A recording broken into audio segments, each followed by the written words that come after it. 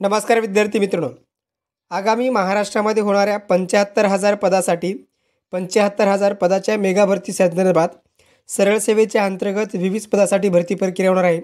त्यामध्ये तलाठी भरती असेल, ग्रामसेवक भरती असेल, अंगणवाडी प्रशिक्षिका भरती असेल, शिक्षक भरती असेल, आरोग्य सेवक भरती असेल इत्यादी यापेक्षा अधिक पदासाठी भरती प्रक्रिया होणार आहे। निश्चितच स्वरूपात परीक्षा होतीलच, त्यासाठी आपण तयारीत असणं गरजेचं आहे।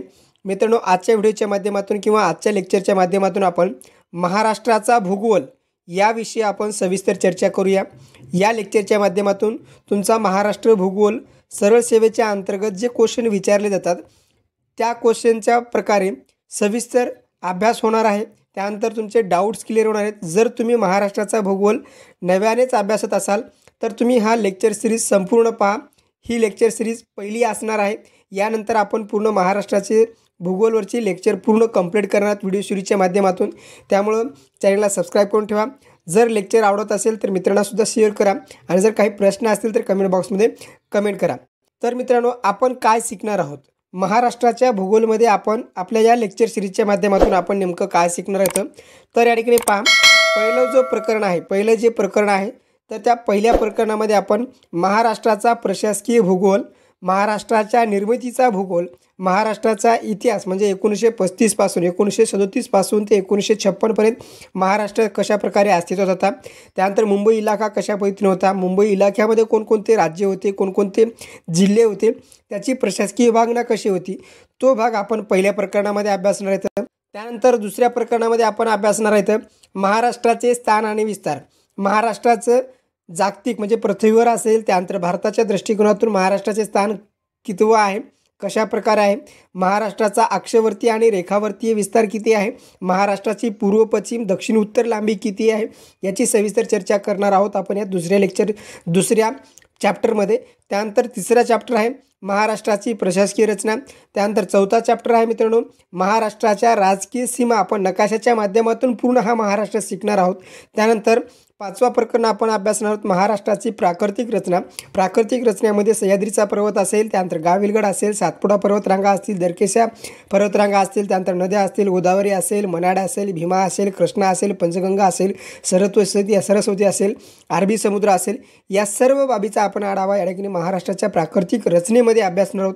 त्यानंतर सहावं प्रकरण आहे महाराष्ट्रातील नदी प्रणाली। महाराष्ट्रातल्या संपूर्ण नदी प्रणाली, पश्चिम वाहिन्या असतील, पूर्व वाहिन्या असतील, त्यांच्या उपनद्या असतील, त्यांचं स्थान असेल, त्यांच्या मृदा असतील, या सर्व बाबीचा आढावा आपण प्रकरणामध्ये अभ्यासणार आहोत। महाराष्ट्राचा प्रशासकीय भूगोल आपण या ठिकाणी पहिलं प्रकरण या ठिकाणी अभ्यासणार आहोत। या ठिकाणी पहा, महाराष्ट्राच्या प्रशासकीय भूगोलाचा अभ्यास करत असताना आपल्याला सर्वप्रथम जो काही महाराष्ट्र होता 1862 पासून, कधीपासून 1862 पासून ते 1937 पर्यंत। 1937च का तर 1937ला 1935चा एक कायदा झाला।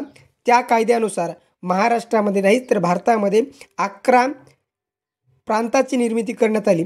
त्या प्रांतामधलाच एक प्रांत म्हणजे आपला मुंबई इलाका आहे। म्हणजे 1862 पासून ते 1937 पर्यंत महाराष्ट्र कशा प्रकारे होता तर या ठिकाणी 1862 ते 1937 मध्ये या काळात महाराष्ट्र हा मुंबई इलाखा या नावाने ओळखला जात होता। 1862 ते 1937 या कालावधीमध्ये महाराष्ट्राला मुंबई इलाखा या नावाने ओळखले जात होतं। तर त्यावेळेस म्हणजे 1862 ते 1937 या कालावधीमध्ये महाराष्ट्राचं जे क्षेत्रफळ आहे ते 1,86,923 चौरस किलोमीटर होतं। किती होतं? 1,86,923 चौरस किलोमीटर इतके मुंबई इलाक्याचं क्षेत्रफळ होतं।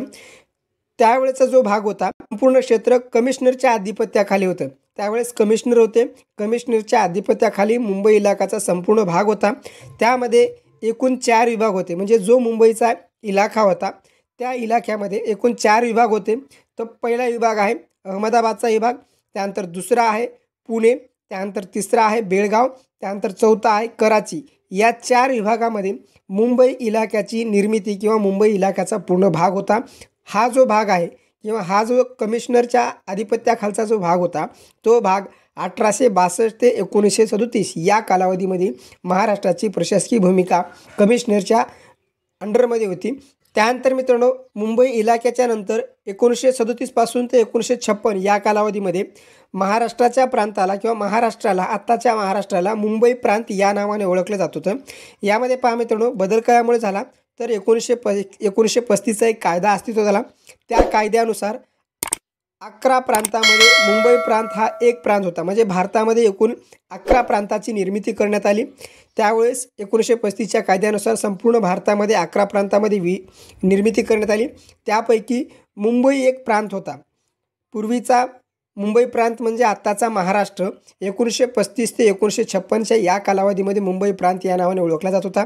तर या मुंबई प्रांतामध्ये कोणकोणते राज्य होते किंवा कोणकोणता घटक किंवा कोणकोणते जिल्हे अंतर्गत होते त्यावेळेस 1937 ते 1956 मध्ये।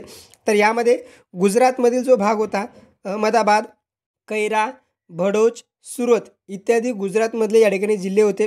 त्यानंतर कोकणचा जर विचार केला तर मुंबई, ठाणे, कुलाबा, रत्नागिरी, त्यानंतर दख्खन पहा पश्चिम खानदेश, पूर्व खानदेश, नाशिक, नगर, पुणे, सातारा आणि सोलापूर। त्यानंतर कर्नाटकमध्ये बेळगाव, धारवाड, विजापूर आणि कारवार या सर्व भागाचा किंवा या सर्व जिल्ह्याचा किंवा या सर्व राज्यातील जिल्ह्यांचा समावेश हा 1937 ते 1956 पर्यंत मुंबई प्रांतामध्ये होता। 1935च्या कायद्यानुसार भारतामध्ये एकूण 11 प्रांताची निर्मिती करण्यात आली। त्यानुसार ही प्रशासकीय रचना आहे। त्यानंतर मित्रांनो 1956 नंतर 1 नोव्हेंबर 1956 ते 30 एप्रिल 1960च्या दरम्यान भाषावार प्रांत रचना करण्यात आली व द्विभाषिक मुंबई राज्य निर्माण झालं। 1 नोव्हेंबर 1956ला द्विभाषिक मुंबई राज्य निर्माण झालं। तुम्हाला परीक्षेमध्ये प्रश्न विचारला जाऊ शकतो की द्विभाषिक मुंबई राज्याची निर्मिती केव्हा करण्यात आली तर 1 नोव्हेंबर 1956ला द्विभाषिक मुंबई राज्याची निर्मिती करण्यात आली। तर भाषावार प्रांत रचनेच्या नंतर अशा प्रकारे मुंबई प्रांताची द्विभाषिक विभागणी करण्यात आली।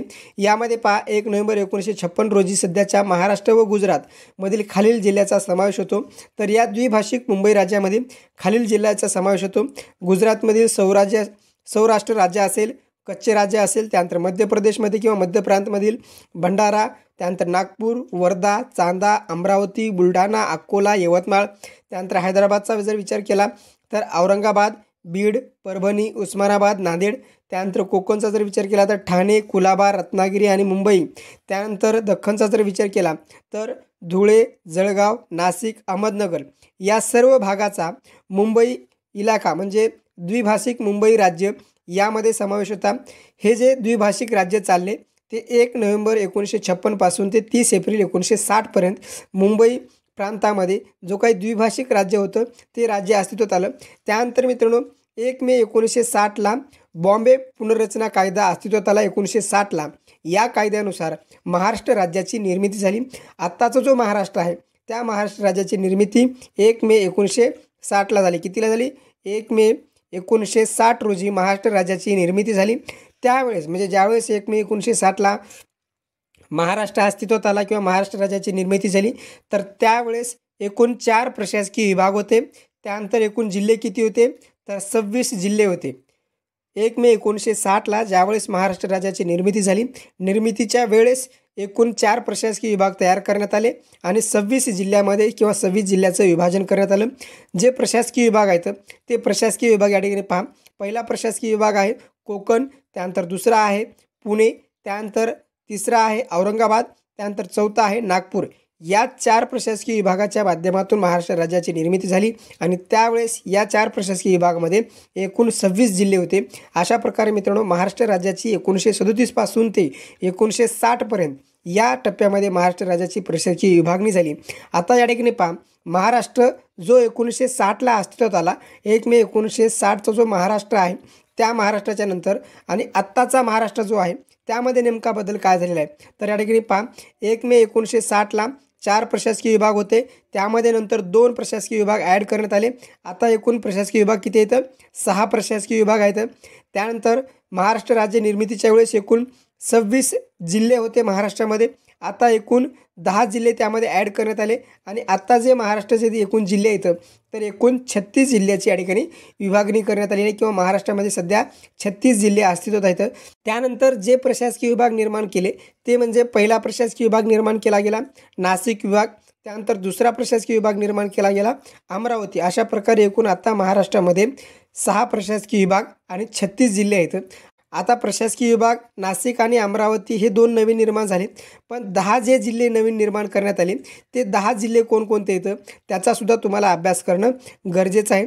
तर या ठिकाणी पहा, 1982ला गडचिरोली हा जिल्हा अस्तित्वात आला. त्यानंतर गोंदिया जिल्हा 1999ला अस्तित्वात आला. त्यानंतर हिंगोली जिल्हा 1999ला अस्तित्वात आला. त्यानंतर लातूरसुद्धा जिल्हा 1982ला अस्तित्वात आला.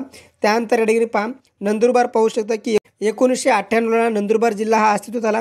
त्यानंतर वाशिमसुद्धा जिल्हा पहा 1998ला. त्यानंतर जालना जिल्हा 1961ला.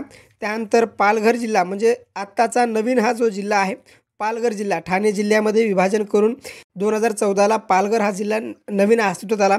त्यानंतर सिंधुदुर्ग जिल्हा या ठिकाणी पाहू शकता की 1961ला सिंधुदुर्ग जिल्हा अस्तित्वात आला. सिंधुदुर्ग जिल्हा 1961ला. त्यानंतर जालना जिल्हा 1961ला अस्तित्वात आला.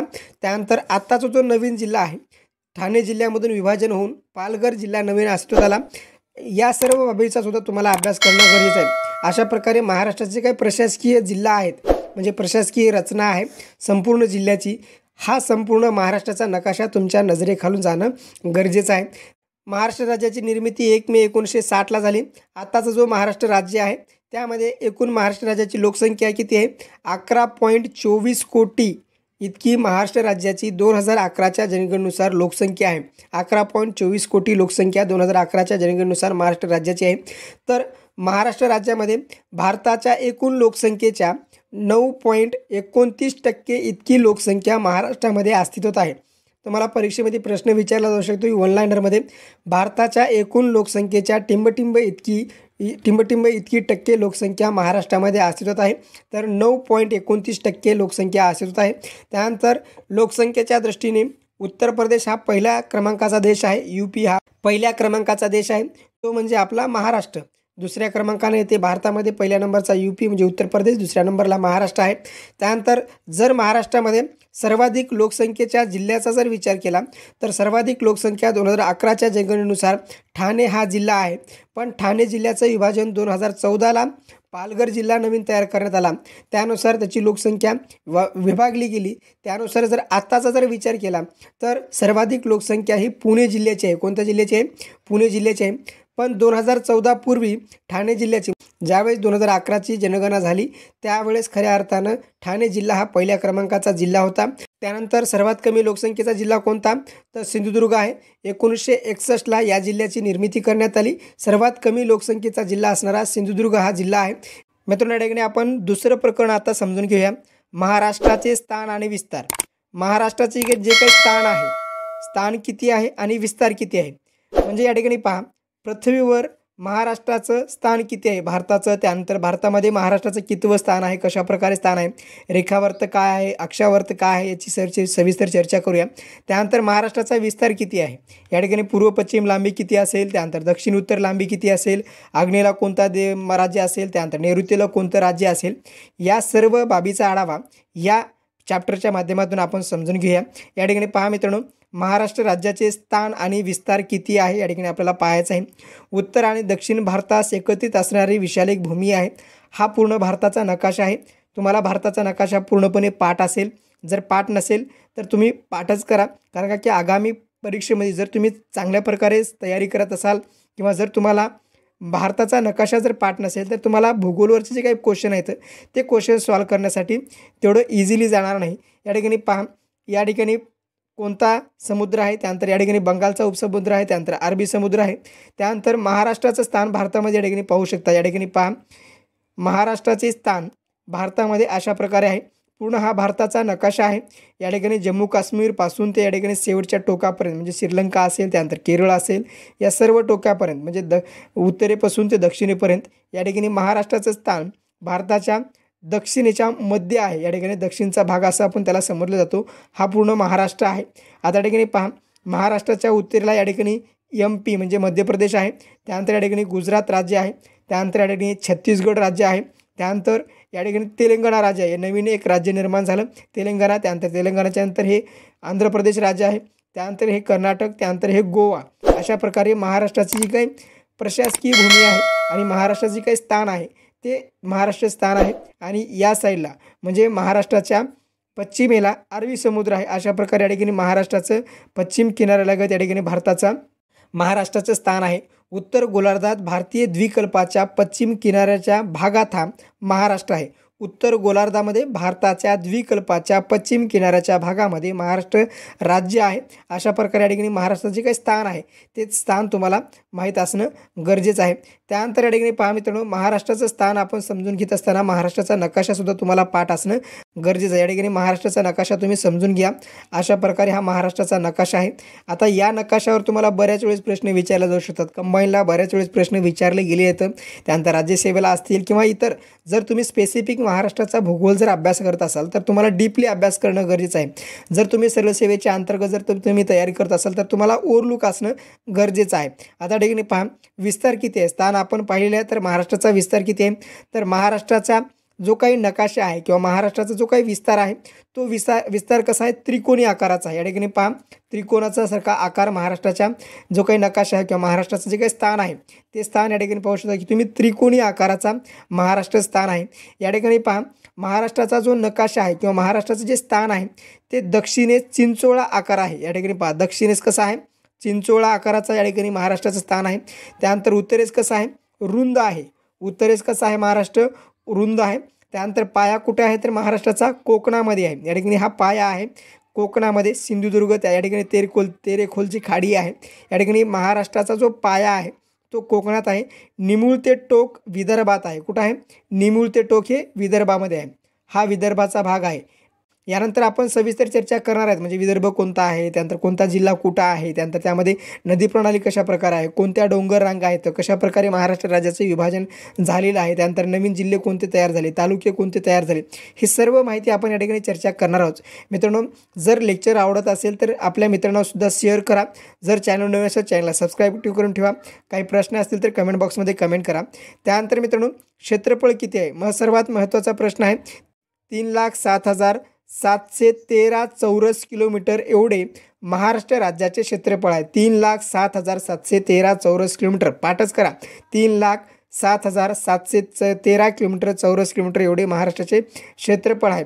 जर आता भारताच्या नकाशामध्ये किंवा भारताच्या क्षेत्रफळा इतकं महाराष्ट्राचा क्षेत्रफळ किती आहे, 9.36% इतकं क्षेत्रफळ महाराष्ट्राचं आहे. म्हणजे भारताचं जर 100% क्षेत्रफळ असेल तर त्या क्षेत्रफळापैकी महाराष्ट्राचं स्थान किती आहे किंवा विस्तार किती आहे, तर महाराष्ट्राने जागा किती व्यापली आहे भारताची, तर 9.36% इतकी जागा ही महाराष्ट्राने व्यापली आहे. क्षेत्रफळाच्या दृष्टीने राजस्थान कोणतं पहिल्या नंबरला आहे, त्यानंतर दुसऱ्या नंबरला कोणतं आहे, मध्य प्रदेश आहे, त्यानंतर तिसऱ्या नंबरला आपलं महाराष्ट्र आहे. पहिल्या नंबरला राजस्थान, दुसऱ्या नंबरला मध्य प्रदेश, तिसऱ्या नंबरला आपलं महाराष्ट्र. अशा प्रकारे तुम्हाला पाठ करणं गरजेचं आहे. महाराष्ट्र हा क्षेत्रफळाच्या दृष्टीने तिसऱ्या नंबरचं राज्य आहे. महाराष्ट्राचे क्षेत्रफळ 3,07,713 किलोमीटर आहे. जर भारताच्या क्षेत्रफळाच्या टक्केवारीने जर विचार केला तर 9.36% इतके क्षेत्र हे महाराष्ट्राचं भारतामध्ये विभागले गेलेलं आहे.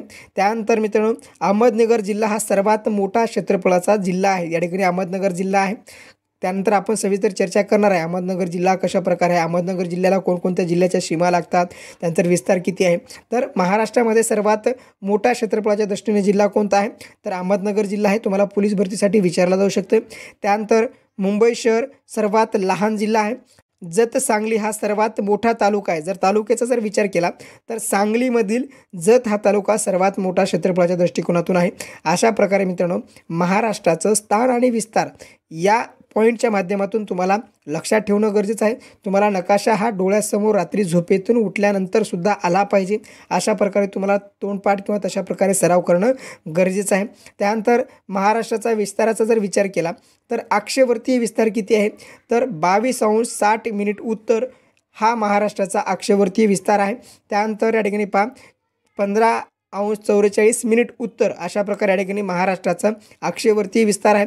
जर महाराष्ट्राची लांबीचा विचार केला तर अशा प्रकारे महाराष्ट्राची लांबीचा जर विचार केला तर महाराष्ट्राची लांबी 730 किलोमीटर आहे. किती, 700 किलोमीटर 730 किलोमीटर लांब ही महाराष्ट्र राज्याची आहे। त्यानंतर मित्रांनो महाराष्ट्र राज्याचं स्थान या ठिकाणी पहा रेखावरती विस्तार किती आहे तर 72.36 पूर्व, त्यानंतर 80.54 पूर्व अशा प्रकारे महाराष्ट्राचा रेखावरती विस्तार आहे। रेखावरती विस्तार आणि अक्षवर्तीय विस्तार तुम्हाला कंबाईनच्या परीक्षेसाठी किंवा राज्यसेवेसाठी विचारला जाऊ शकतो। 72.36 पूर्व, त्यानंतर 80.54 पूर्व अशा प्रकारे या ठिकाणी रेखावरती विस्तार आहे। त्यानंतर महाराष्ट्र राज्याची जर रुंदीचा जर विचार केला तर रुंदी आहे 860 किलोमीटर इतकी महाराष्ट्र राज्याची रुंदी आहे। किती? 860 किलोमीटर इतकी महाराष्ट्र राज्याची रुंदी आहे। लांबी किती आहे, रुंदी किती आहे हे सुद्धा तुम्हाला अभ्यासणं गरजेचं आहे। त्यानंतर महाराष्ट्राच्या जे काही नैसर्गिक सीमा आहेत त्या नैसर्गिक सीमाचा सुद्धा तुम्हाला अभ्यास करणं गरजेचं आहे। आता हा महत्त्वपूर्ण पॉईंट आहे। या ठिकाणी आपण सर्वप्रथम नकाशाच्या माध्यमातून महाराष्ट्राच्या जे काही नैसर्गिक सीमा आहेत त्या सर्व सीमा आपण नकाशाच्या माध्यमातून समजून घेऊया। या ठिकाणी पहा महाराष्ट्राच्या उत्तरेला तोरणामाळ डोंगर आहे, महाराष्ट्राच्या उत्तरेला गाविलगड डोंगर, त्यानंतर दरकेसा डोंगर, त्यानंतर दमन गंगा नदी या ठिकाणी आहे, त्यानंतर समुद्र किनारपट्टी अशा प्रकारे महाराष्ट्राला लाभते अरबी समुद्र। त्यानंतर या ठिकाणी जी शेवटची नदी आहे महाराष्ट्राच्या दक्षिणेच्या टोकाची जी नदी आहे ती तेरेखोलची नदी आहे, त्यानंतर हिरण्यकेशी नदी आहे। त्यानंतर या ठिकाणी पहा चिरोलीचे डोंगर आहेत। या ठिकाणी हा जो भाग आहे तो विदर्भाचा भाग आहे। या ठिकाणी गडचिरोली असेल, चंद्रपूर असेल, सूरजगड डोंगर असेल हा गडचिरोलीचा भाग आहे। त्यानंतर भामरागड डोंगर, या ठिकाणी भामरागड डोंगर, सूरजगड डोंगर, चिरोली डोंगर, त्यानंतर दरकेसा डोंगर या सर्व डोंगर रांगा महाराष्ट्राच्या पूर्व भागामध्ये या ठिकाणी पाहू शकता तुम्ही। हा जो भाग आहे तो पूर्ण आदिवासी भाग म्हणजे गडचिरोलीचा भाग आहे। त्यानंतर गाविलगड डोंगर रांगा हे अमरावतीमध्ये आहे तर उत्तरेस, त्यानंतर तोरणामाळ डोंगर रांगा या ठिकाणी नंदुरबार असेल, त्यानंतर नाशिक असेल, जळगावच्या या ठिकाणी काही भाग या तोरणामाळ डोंगर रांगामध्ये येतो। त्यानंतर दमनगंगा नदी आहे। त्यानंतर सह्याद्रीची पर्वतरांग तुम्ही या ठिकाणी समजून घ्या। सह्याद्रीची पर्वतरांग अशा प्रकारे या ठिकाणी महाराष्ट्रामध्ये आहे। ही सह्याद्रीची पर्वतरांग या ठिकाणी सह्याद्रीचा जो समुद्र किनारा आहे अरबी समुद्र किनारा आहे या समुद्र किनाऱ्याच्या लगतच अशा प्रकारे सह्याद्रीची पश्चिम घाट या ठिकाणी आपण त्याला असं म्हटलं सुद्धा जाऊ शकतो। या नैसर्गिक सीमा आहेत म्हणजे महाराष्ट्राच्या जे काही नैसर्गिक सीमा आहेत त्या नैसर्गिक सीमा अशा प्रकारे आहेत। या ठिकाणी पहा वायव्य भागात सातमाळा डोंगर रांग, गाळण, सातपुडा, अक्राणी टेकड्या आहेत। त्यानंतर उत्तर भागामध्ये सातपुडा पर्वतरांग, त्यांच्या पूर्वच गाविलगड टेकड्या आहेत। त्यानंतर ईशान्य भागास दरकेसा टेकड्या आहेत। या ठिकाणी पहा दरकेसा टेकड्या आहेत। त्यानंतर पूर्व भागामध्ये चिरोली, गायखुरी, भामरागडच्या या ठिकाणी टेकड्या आहेत। या ठिकाणी पूर्व भागामध्ये टेकड्या। त्यानंतर दक्षिण भागामध्ये हिरण्यकेशी नदी आणि कोकणात तेरेखोलची नदी आहे। दक्षिण भागामध्ये या ठिकाणी पहा तेरेखोलची नदी आणि हिरण्यकेशी नदी आहे म्हणजे हे नैसर्गिक सीमा आहेत। महाराष्ट्राच्या नकाशाला किंवा महाराष्ट्राला जो नैसर्गिक भाग लाभलेला आहे, नैसर्गिक साधनसंपत्ती लागली त्यामधले हा नैसर्गिक पूर्ण भाग या ठिकाणी एवढ्या नैसर्गिक सीमा या ठिकाणी महाराष्ट्रामध्ये आहेत। त्यानंतर पश्चिमेस अरबी समुद्र आहे। अरबी समुद्र या ठिकाणी पहा पश्चिमेस अरबी समुद्राची सीमा लागली तर अरबी समुद्र किती आहे 720 किलोमीटर महाराष्ट्राला अरबी समुद्राची सीमा लागली आहे। तुम्हाला बऱ्याच वेळेस परीक्षेमध्ये प्रश्न विचारला जाऊ शकतो की महाराष्ट्राला अरबी समुद्राची किनारपट्टी किती लाभली आहे तर 720 किलोमीटरची सीमा लाभलेली आहे।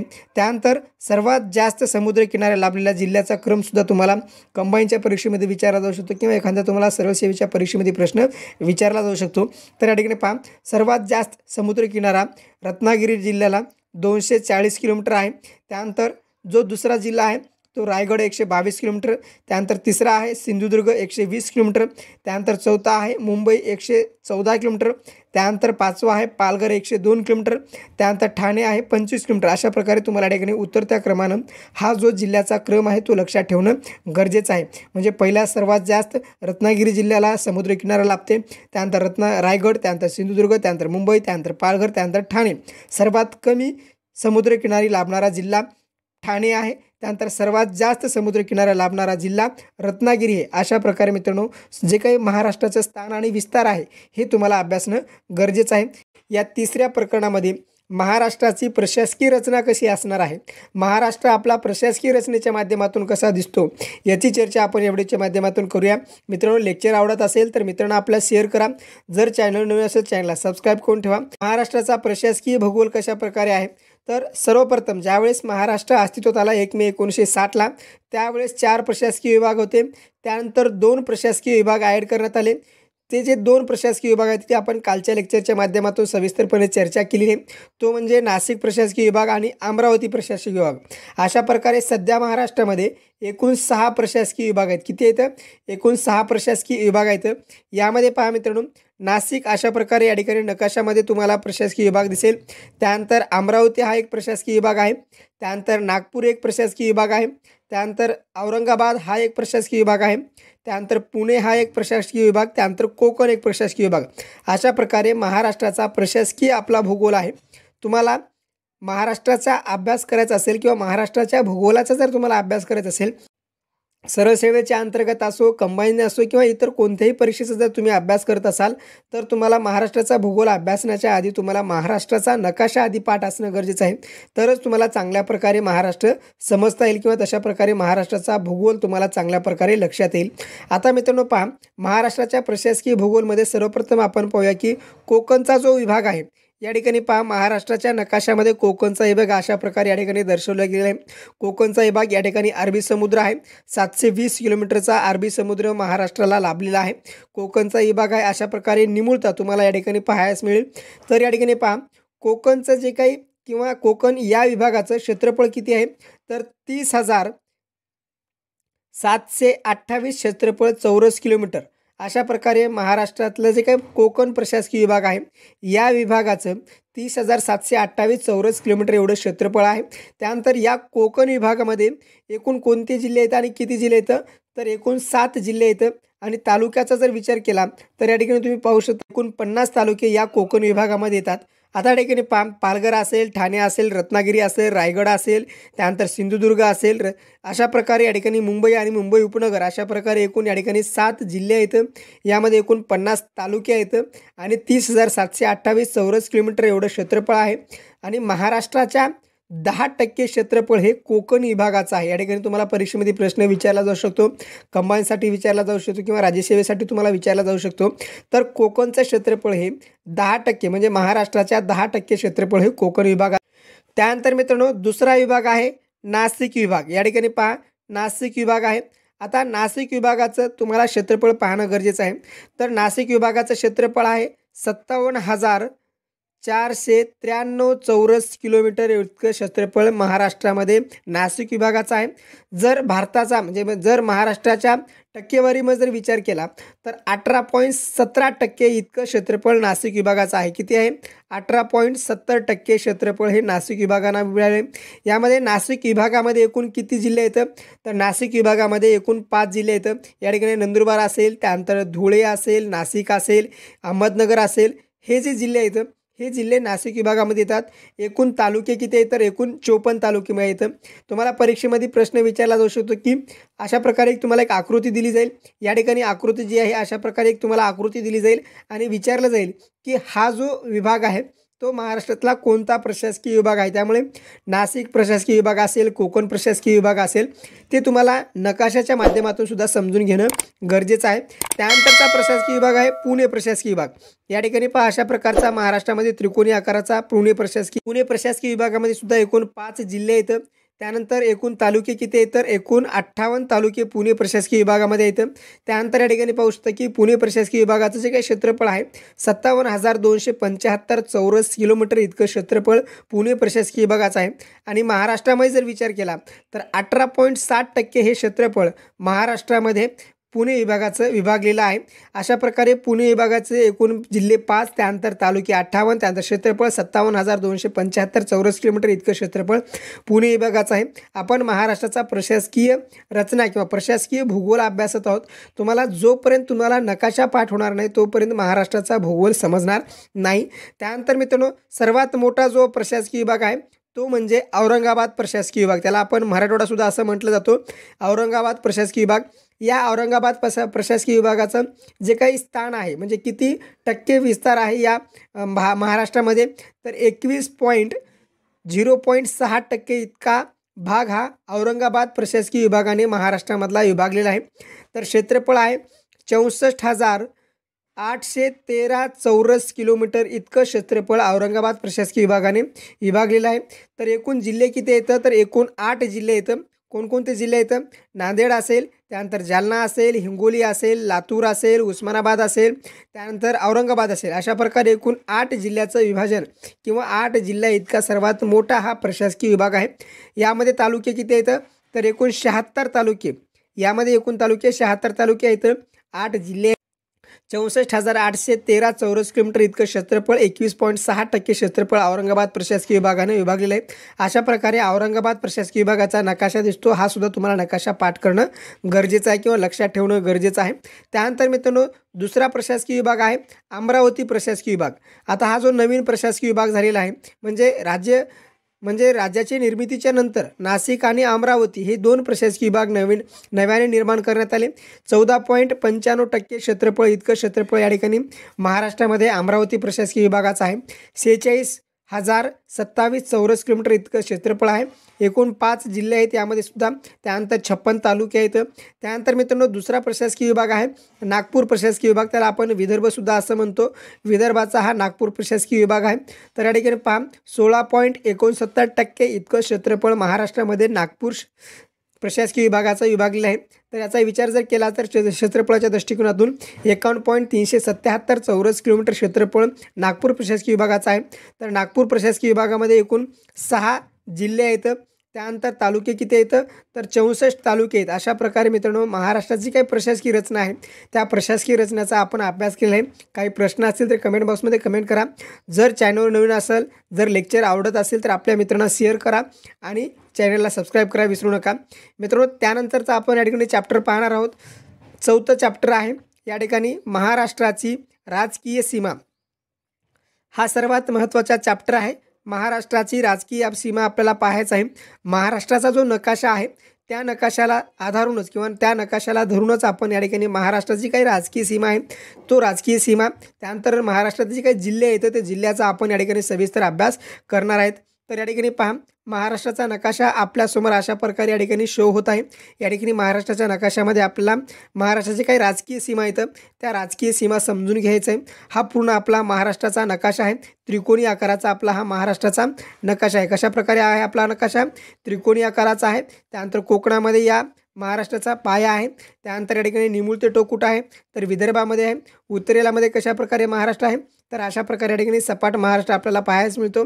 आता मित्रांनो महाराष्ट्राच्या नकाशाला जे काय महाराष्ट्राला राजकीय सीमा आहेत तर कोणकोणत्या राज्याच्या आहेत आणि किती राज्याच्या सीमा आहेत तर या ठिकाणी पहा पहिलं राज्य आहे गुजरात, त्यानंतर दुसरं आहे मध्य प्रदेश, त्यानंतर तिसरं आहे छत्तीसगड, चौथा आहे तेलंगणा, त्यानंतर 5वा आहे कर्नाटक, त्यानंतर 6वा आहे गोवा. अशा प्रकारे महाराष्ट्राला एकूण 6 महाराष्ट्राला एकूण अशा प्रकारे 6 इतर राज्याच्या सीमा लाभलेल्या आहेत. महाराष्ट्राला एकूण किती राज्याच्या सीमा लाभलेल्या आहेत तर महाराष्ट्राला एकूण 6 राज्याच्या सीमा लागलेल्या आहेत. अशा प्रकारे तुम्हाला प्रश्न विचारला जाऊ शकतो. या ठिकाणी पहा मित्रांनो महाराष्ट्राला गुजरात असेल, त्यानंतर उत्तरेला मध्य प्रदेश म्हणजे सर्वात जास्त कोणत्या राज्याची सीमा लागते तर मध्य प्रदेश या राज्याची सीमा लागते. त्यानंतर या ठिकाणी पहा पूर्वेला छत्तीसगड असेल, या ठिकाणी तेलंगणा नवीन जे राज्य निर्माण झाले ते तेलंगणाची सीमा लागते. त्यानंतर कर्नाटक राज्य, त्यानंतर सर्वात कमी कोणत्या राज्याची सीमा लागते तर सर्वात कमी राज्याची सीमा जी आहे तो गोवा राज्याची लागते किंवा गोवा या राज्याची लागते. अशा प्रकारे महाराष्ट्राचा जो काही राजकीय सीमा आहे त्या राजकीय सीमाचा आपल्याला अभ्यास करणं गरजेचं आहे. अशा प्रकारे या ठिकाणी पाहू शकता की राजकीय सीमा महाराष्ट्राच्या इथं हा तुम्हाला नकाशा पाठ करणं गरजेचं आहे. एकूण 6 राज्याच्या सीमा महाराष्ट्र राज्याला लागतात. त्यानंतर मित्रांनो महाराष्ट्राचा जो काही राजकीय सीमा आहेत ते आपण पाहिलेलेच आहे. तर आता डिव्हिजन वाईज आपण जिल्हे, कारण का की आपल्याला जिल्हेसुद्धा माहीत असणं गरजेचं आहे. तर या ठिकाणी आपण डिव्हिजन वाईज म्हणजे प्रशासकीय विभागानुसार आपण जिल्हे समजून घेऊया. सर्वप्रथम कोकण विभाग. या ठिकाणी पहा पहिला जिल्हा आहे पालघर, दुसरा आहे ठाणे, त्यानंतर नवी मुंबई, त्यानंतर मुंबई सिटी, त्यानंतर रायगड असेल, त्यानंतर रत्नागिरी असेल आणि सिंधुदुर्ग. अशा प्रकारे कोकणचे एकूण या ठिकाणी जिल्हे तुम्ही पाहून घ्या. त्यानंतर मित्रांनो या ठिकाणी पहा नाशिकचा जो विभाग आहे नंदुरबार असेल, धुळे असेल, जळगाव असेल, नाशिक असेल आणि अहमदनगर असेल. त्यानंतर मित्रांनो पुणे प्रशासकीय विभागाच्या अंतर्गत पाहू शकतो की पुणे असेल, सातारा असेल, सोलापूर असेल, सांगली असेल आणि कोल्हापूर असेल. अशा प्रकारे या ठिकाणी पुणे विभागाचे एकूण 5 प्रशासकीय किंवा 5 जिल्हे आहेत. त्यानंतर औरंगाबाद विभागाच्या अंतर्गत पहा औरंगाबाद असेल, जालना असेल, त्यानंतर परभणी असेल, हिंगोली असेल, नांदेड असेल, लातूर असेल, उस्मानाबाद असेल आणि बीड असेल. अशा प्रकारे सर्वात जास्त जिल्हे असणारा प्रशासकीय विभाग हा औरंगाबाद आहे. यामध्ये सर्वात जास्त जिल्हे आहेत आणि सर्वात मोठा प्रशासकीय विभाग म्हणजे औरंगाबाद आहे. त्यानंतर अमरावती प्रशासकीय विभाग पहा, बुलढाणा असेल, अकोला असेल, अमरावती असेल, वाशिम असेल आणि यवतमाळ असेल. अशा प्रकारे अमरावती विभागामध्ये एकूण 5 जिल्हे आहेत. त्यानंतर सर्वात शेवटचा या ठिकाणी पहा, सर्वात पूर्वेकडचा नागपूर म्हणजे विदर्भाचा जो भाग आहे तो या ठिकाणी पहा, नागपूर प्रशासकीय विभागामध्ये नागपूर असेल, त्यानंतर भंडारा असेल, गोंदिया असेल, गडचिरोली असेल, चंद्रपूर आणि वर्धा असेल. अशा प्रकारे एकूण या ठिकाणी 6 जिल्हे नागपूर विभागाच्या अंतर्गत येतात. अशा प्रकारे तुम्हाला महाराष्ट्राचा पूर्ण नकाशा हा पाठ असणं गरजेचं आहे. म्हणजे कोणत्या साईडला कोणता जिल्हा आहे, कोणत्या जिल्ह्याला कोणत्या जिल्ह्याच्या सीमा लागतात. सर्वात मोठा क्षेत्रफळाने असणारा जिल्हा या ठिकाणी पहा, अहमदनगर जिल्हा आहे. या अहमदनगर जिल्ह्याला नाशिक जिल्ह्याची सीमा लागते, औरंगाबाद जिल्ह्याची सीमा लागते, त्यानंतर बीड जिल्ह्याची सीमा लागते, सोलापूर लागते, त्यानंतर पुणे जिल्ह्याची सीमा लागते, त्यानंतर ठाणे जिल्ह्याची सीमा लागते. हे तुम्हाला परीक्षेमध्ये प्रश्न विचारला जाऊ शकतो की अहमदनगर जिल्हा एकूण किती जिल्ह्याच्या सीमा लागतात किंवा कोणत्या जिल्ह्याच्या सीमा लागतात, याचासुद्धा तुम्हाला अभ्यास करणं गरजेचं आहे. त्यामुळे तुम्हाला नकाशा पाठ असणं गरजेचं आहे.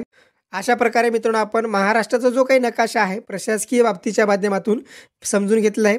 काही प्रश्न असतील तर कमेंट बॉक्समध्ये कमेंट करा. महाराष्ट्राची प्राकृतिक रचना प्रकरण 5 याविषयी सविस्तर चर्चा करणार आहोत. मित्रांनो व्हिडिओ नक्की शेवटपर्यंत पहा.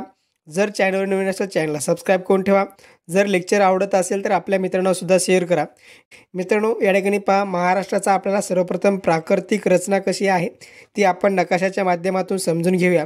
या ठिकाणी पहा मित्रांनो, महाराष्ट्राचा नकाशा खानदेश आहे, त्यानंतर विदर्भाचा महाराष्ट्र आहे, त्यानंतर मराठवाडा आहे, त्यानंतर पश्चिम महाराष्ट्र त्याला आपण देशसुद्धा असं म्हणतो, त्यानंतर मावळचा भाग, त्यानंतर घाटमाता, त्यानंतर कोकण. अशा प्रकारे मित्रांनो हा महाराष्ट्राचा प्रादेशिक विभाग असेल. मित्रांनो यापूर्वी आपण महाराष्ट्राचा जो काही प्रशासकीय विभाग असेल त्या सर्व प्रशासकीय विभागाचा आणि सर्व जिल्ह्याचा अभ्यास केलेला आहे. त्यामध्ये आपण प्रत्येक जिल्हा म्हणजे जळगाव जिल्हा कुठे आहे, त्यानंतर औरंगाबाद कुठे आहे, सर्वात मोठा जिल्हा कोणता, सर्वात कमी क्षेत्रफळाचा जिल्हा कोणता, त्यानंतर गडचिरोली जिल्हा कुठे आहे, त्यानंतर कोणत्या विभागात येतो, कोणत्या विभागाचं क्षेत्रफळ किती आहे, ते आपण सर्व चर्चा केलेलीच आहे. त्यानंतर महाराष्ट्र राज्याची निर्मिती कधी झाली, कशा प्रकारे झाली, त्यावेळेस निर्मितीच्या वेळेस किती प्रशासकीय विभाग होते, त्यानंतर जिल्हे किती होते, त्यानंतर जिल्हे कोणते वाढले आणि किती वाढले, याची सविस्तर चर्चा आपण केली. या ठिकाणी आजच्या लेक्चरच्या माध्यमातून आपण प्रादेशिक म्हणजे काही प्राकृतिक रचना आहे महाराष्ट्राची ती आपण समजून घेऊया. या ठिकाणी पहिला जो भाग आहे तो कोकण आहे. कोकणाचा जो भाग आहे त्याला प्राकृतिक रचनाचं विभाजन करून या ठिकाणी कोकण एक भाग म्हटलं जातं. त्यानंतर पश्चिम महाराष्ट्र त्याला आपण देशसुद्धा असं म्हणतो या ठिकाणी आहे. त्यानंतर खानदेश आहे, खानदेशचा भाग, त्यानंतर मराठवाडा, त्यानंतर विदर्भ. अशा प्रकारे महाराष्ट्राची ही प्राकृतिक रचना असेल. आता प्रत्येक प्राकृतिक रचनेची फॉर एक्झाम्पलमध्ये आपण कोकणचा अभ्यास करूया. कोकणचा प्राकृतिक रचना कशा प्रकारे असणार आहे तर या ठिकाणी पहा, नकाशाच्या माध्यमातून आपण समजून घेऊया. महाराष्ट्रामध्ये कोकण अशा प्रकारे दिसतो. या ठिकाणी पहा, जे ब्ल्यू टिकमध्ये तुम्हाला दिसते अरबी समुद्राच्या साईडला जो भाग आहे महाराष्ट्राचा कोकणचा, तो कोकणचा भाग आहे. आपण यापूर्वीच्या लेक्चरमध्ये डिस्कस केलं आहे की कोकणमध्ये कोणकोणते जिल्हे येतात तर पालघर असेल, ठाणे असेल, मुंबई उपनगर असेल, नवी मुंबई असेल, त्यानंतर रत्नागिरी असेल, रायगड असेल, सिंधुदुर्ग असेल. या सर्व घटकाचा म्हणजे प्रत्येक जिल्ह्याचं समुद्रकिनारा किती लाभलेला आहे, समुद्रकिनारा कशा प्रकार आहे, तो प्रशासकीय भाग आपण पाहिलेलाच आहे. तर आजच्या या लेक्चरच्या माध्यमातून आपण प्राकृतिक रचनामध्ये सर्वप्रथम कोकणची प्राकृतिक रचना समजून घेऊया. या ठिकाणी पहा, महाराष्ट्राची ही प्राकृतिक रचना आहे. यामध्ये जो कोकणचा भाग आहे तो कोकणचा भाग आपण समजून घेऊया. आता सर्वप्रथम पहिला पॉईंट आहे, सह्याद्रीच्या पश्चिमेकडील सकल प्रदेशाला कोकण असं म्हणतात. आता मित्रांनो पहा, सह्याद्रीचा भाग आहे हा सह्याद्रीचा भाग आहे. सह्याद्रीच्या पश्चिमेकडील म्हणजे या साईडच्या भागाला काय म्हणतात तर कोकण असे म्हणतात. सह्याद्रीच्या पश्चिम पायथ्याला लगतच्या भागाला कोकण असे म्हणतात. म्हणजे सह्याद्रीच्या पश्चिमच्या लगतच्या भागाला कोकण म्हणतात किंवा पश्चिमेकडील जो सकल भाग आहे या सकल भागाला आपण काय म्हटलं जातं कोकण असं म्हटलं जातं. त्यानंतर कोकण किनारपट्टी रिया खाड्याच्या स्वरूपाची आहे. म्हणजे या कोकण किनारपट्टीमध्ये सर्वात जास्त खाड्या आहेत ती रिया आकाराची आहे. तुम्हाला परीक्षेमध्ये प्रश्न विचारला जाऊ शकतो. बऱ्याच वेळेस कंबाईनच्या परीक्षेला प्रश्न विचारलेला आहे की कोकणची किनारपट्टी टिंब प्रकारची आहे, तर रिया प्रकारची म्हणजे खाड्याच्या स्वरूपाची आहे. कोणकोणत्या खाड्या आहेत ते सुद्धा आपण अभ्यासणार आहोत. त्यानंतर उत्तर दक्षिण लांबी किती आहे, तर कोकणची उत्तर दक्षिण लांबी 720 किलोमीटर आहे. किती आहे? 720 किलोमीटर कोकणची उत्तर दक्षिण लांबी आहे. त्यानंतर कोकणचं पूर्व पश्चिम क्षेत्रफळ 40 ते 80 किलोमीटर किती आहे? 40 ते 80 किलोमीटर आहे. तुम्हाला वन लाईनरमध्ये क्वेश्चन विचारला जाऊ शकतात किंवा पुढीलपैकी कोणते विधान अचूक आहे किंवा बरोबर आहे अशा प्रकारे तुम्हाला प्रश्न विचारला जाऊ शकतो. TCS पॅटर्न असेल किंवा IBPS पॅटर्न असेल, त्या पॅटर्ननुसार तुम्हाला 2 सेंटेन्स दिले जातात. त्या सेंटेन्समध्ये कोणतं विधान चूक आहे ते तुम्हाला ओळखायचं आहे. तर या ठिकाणी तुम्हाला प्रश्न विचारला जाऊ शकतो की पूर्व पश्चिम लांबी 40 ते 80 किलोमीटर आहे. सर्वात महत्त्वाचं आहे मित्रांनो, कोकणची उत्तरेकडून दक्षिणेकडे लांबी या ठिकाणी कमी होत जाते. म्हणजे या ठिकाणी पहा, पूर्व पश्चिम जी लांबी आहे, तर या ठिकाणी पहा निमुळता कोकण आहे. या ठिकाणी उत्तरेकडून दक्षिणेकडे कोकणचा लांबी कशा प्रकारे कमी कमी होत जाते. उत्तरेकडे सर्वाधिक आहे आणि दक्षिणेकडे अशा प्रकारे या ठिकाणी निमुळता आकाराचं या ठिकाणी कमी कमी होत जाते. त्यानंतर कोकणचं क्षेत्रफळ आपण पाहिलेलंच आहे की कोकणचं जे क्षेत्रफळ आहे ते क्षेत्रफळ 30,994 किलोमीटर आहे. महाराष्ट्राचा 9.9% भाग हा कोकणने विभागलेला आहे. आता मित्रांनो या ठिकाणी पहा, कोकणचे प्रमुख 2 भाग पडतात. या ठिकाणी पहा 2 भाग पडतात, उत्तर कोकण असेल आणि दक्षिण कोकण असेल. आता यामध्ये मित्रांनो जर रचनाचा अभ्यास करत असेल, तुम्हाला जर कोणकोणत्या जिल्ह्याचा उत्तर कोकण आणि दक्षिण कोकण म्हटलं जातं, तर वरचा जो भाग आहे पालघर असेल, ठाणे असेल, त्यानंतर मुंबईचा जो भाग आहे, त्यानंतर रत्नागिरी जो भाग आहे त्याला उत्तर कोकण असं म्हणतात. त्यानंतर रायगड असेल, त्यानंतर सिंधुदुर्ग असेल, हे जो 2 जे जिल्हे आहेत ते दक्षिण कोकण असं म्हटलं जातं. म्हणजे कोकणचे एकूण 2 भाग पडतात, उत्तर कोकण आणि दक्षिण कोकण अशा प्रकारे भाग पडतात. या व्यतिरिक्त दक्षिण कोकण किनारपट्टीचे विभाजन सुद्धा 2 भागामध्ये होते.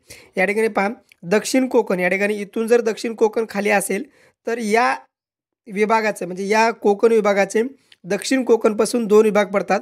तर पहिला जो विभाग आहे तर या ठिकाणी आपण समजून घेऊया. पहिला विभाग आहे खलाटी असं म्हणतात. त्यानंतर दुसरा आहे वलाटी. आता खलाटी कशाला म्हणतात, तर खलाटी पश्चिम कोकण म्हणजे खलाटी म्हणजे या ठिकाणी पहा पश्चिम कोकणला खलाटी असं म्हणतात. त्यानंतर वलाटी जो भाग आहे तो डोंगराळ भाग आहे, याला या ठिकाणी इकडं साईडला या पूर्वेकडच्या साईडला वलाटी असं म्हणतात.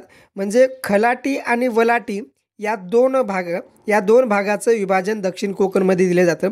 खलाटी म्हणजे समुद्राकडच्या साईडचा जो भाग आहे पश्चिम भाग, जो की समुद्राचं पाणी या ठिकाणी सह्याद्रीच्या माथ्याला येऊन टेकतं, त्याला आपण खलाटी असं म्हणतो.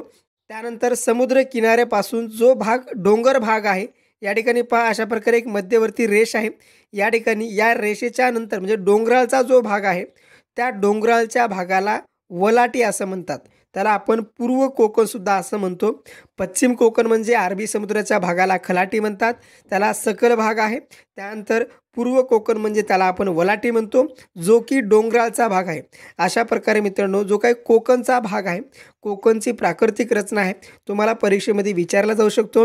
उत्तर ते दक्षिण लांबी 720 किलोमीटर, पूर्व पश्चिम लांबी 40 ते 80 किलोमीटर, उत्तरेकडून दक्षिणेकडे त्यांची लांबी कमी होते. त्यानंतर क्षेत्रफळाचा जर विचार केला तर 30,394 चौरस किलोमीटर आहे. त्यानंतर 9.9% इतका भाग कोकणने विभागलेला आहे.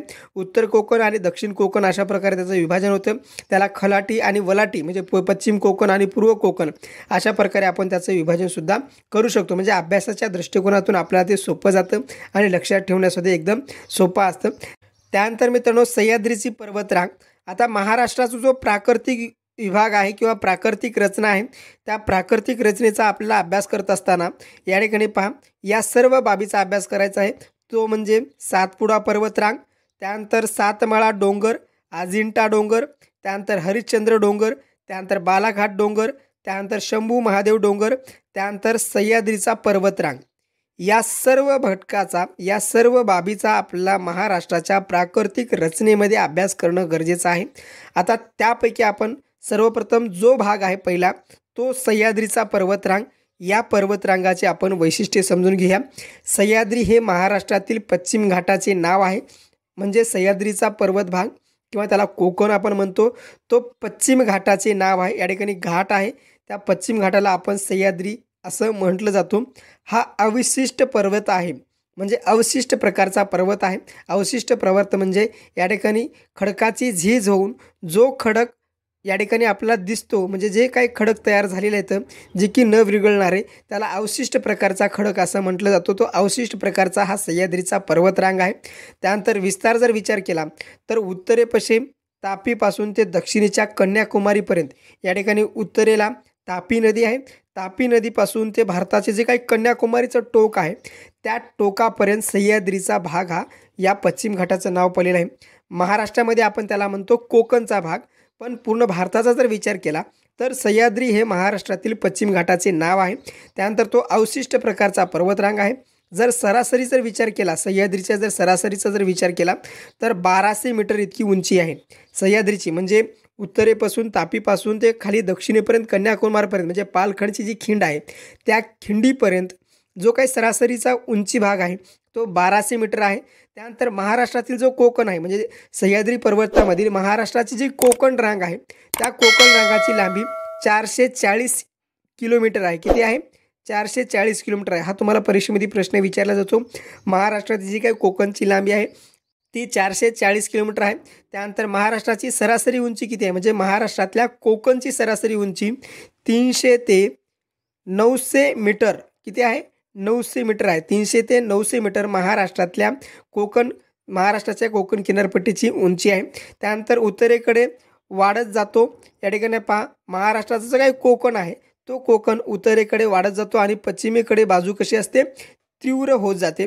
अशा प्रकारे महाराष्ट्राची काही सह्याद्री पर्वत असेल किंवा भारतातली जी काही सह्याद्री पर्वत असेल त्या सह्याद्री पर्वताचा तुम्हाला अभ्यास करणं गरजेचं आहे. त्यानंतर मित्रांनो सर्वात महत्त्वाचं म्हणजे महाराष्ट्रातल्या ज्या काही इतर डोंगर रांगा आहेत, म्हणजे सह्याद्रीचा पर्वतरांग हा जलविभाजक आहेच महाराष्ट्रातला. त्यानंतर सर्वात मोठी घाटसुद्धा आपण त्याला म्हटलं जातो. त्या घाटापासूनच महाराष्ट्राचं जे काही हवामान असेल ते हवामान आपल्याला अभ्यासता येईल. किंवा जे काही डोंगर रांगा असतील त्या सर्व डोंगर रांगा नद्याचा उगम सह्याद्रीच्या पर्वतरांगामध्ये म्हणजे कोकणच्या पर्वतरांगामध्ये झालेला आहे. म्हणून महाराष्ट्रातल्या ज्या इतर काही महत्त्वाच्या डोंगर रांगा आहेत त्या डोंगर रांगाचा सुद्धा तुम्हाला अभ्यास करणं गरजेचं आहे. त्यापैकी पहिली जी डोंगर रांग आहे ती सातपुडा पर्वतरांग. कोणती आहे? सातपुडा पर्वतरांग पहिली डोंगर रांग आहे. जर सातपुडा पर्वतरांगाचा जर विचार केला महाराष्ट्रामध्ये तर महाराष्ट्राच्या उत्तरेला सातपुडा पर्वतरांग आहे. या ठिकाणी पहा रेष आहे सातपुडा पर्वतरांगाची, तशा प्रकारे तुम्हाला या ठिकाणी पाहता येईल. सातपुडा पर्वतरांग असेल त्यामध्ये सातपुडा पर्वतरांग ही नर्मदा नदीचे खोरे आणि तापी नदीचे खोरे वेगळे करण्याचं काम ही सातपुडा पर्वतरांग करते. तुम्हाला परीक्षेमध्ये प्रश्न विचारला जाऊ शकतो की नर्मदा नदीचे आणि तापी नदीचे खोरे हे अलग करण्याचं काम कोणती पर्वतरांग करते, तर सातपुडा पर्वतरांग करते. महाराष्ट्राच्या अति उत्तरेला कोणती पर्वतरांग आहे, तर सातपुडा पर्वतरांग आहे. या ठिकाणी पाहू शकता की नर्मदा नदी आणि तापी नदीचे खोरं अलग करण्याचं काम सातपुडा पर्वतरांग करते. नर्मदा नदीचे खोरे विभाजन करण्याचं काम सातपुडा पर्वत करते. जर विस्ताराचा विचार केला तर महाराष्ट्रामध्ये फक्त आणि फक्त नंदुरबार जिल्हा आणि अमरावती जिल्ह्यामध्ये सातपुडा पर्वतरांगाचे आहेत. या ठिकाणी पहा नंदुरबार जिल्हा आहे आणि या ठिकाणी अमरावती जिल्हा, या दोनच जिल्ह्यामध्ये सातपुडा पर्वतरांग महाराष्ट्रामध्ये आहे. या ठिकाणी तुम्ही पाहू शकता की नंदुरबारचा जो जिल्हा भाग आहे त्या भागामध्ये आणि या ठिकाणी अमरावतीचा जो भाग आहे त्या भागामध्ये चिखलदरा पर्वतरांग असेल, तोरणामाळ पर्वतरांग असेल, गाविलगड टेकड्या असतील, ह्या ज्या टेकड्या आहेत या सर्व टेकड्या सातपुडा पर्वतरांगाच्या आहेत. त्यानंतर मित्रांनो या टेकड्या म्हणजे सातपुडा पर्वतरांगामध्ये नंदुरबारमध्ये असेल किंवा आणि अमरावतीमध्ये असतील कोणकोणती महत्त्वाचे शिखरं आहेत ते सुद्धा तुम्हाला अभ्यास करणं गरजेचं आहे. तर नंदुरबारमध्ये पहा अस्तंबा पर्वत आहे, 1325 मीटर तेवढी उंची आहे. त्यानंतर बैराट शिखर आहे, म्हणजे सर्वात मोठं शिखर विचार केला सातपुडा पर्वतरांगामधलं तर अस्तंबा पर्वत आहे 1325 मीटर. त्यानंतर बैराट शिखर आहे 1177 मीटर. तुम्हाला अशा प्रकारे पाठ करणं गरजेचं आहे. 1177 बैराट शिखर आहे.